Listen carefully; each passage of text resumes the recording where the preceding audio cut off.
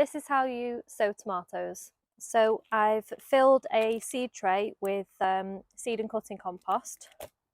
And what I'll do is I'll water this first before I put the seeds in, just so that it's already wet, so the seeds don't get sucked down too far. So I'm just going to water that there. Okay, so that should be enough. So now I'm going to pop one of these seeds in each module.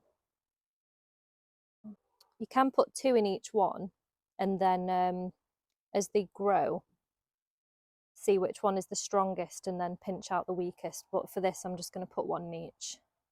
Okay, and then I'll just top that off with some more compost. You can top it off with vermiculite as well if you've got that. Okay, and then you can now pop them on a windowsill, either in a heated propagator if you've got one. If you haven't, you can just use a clear plastic bag and tie that around it, and that'll increase the temperature in there, and then that should help them propagate. But yeah, that's how you sow your tomatoes.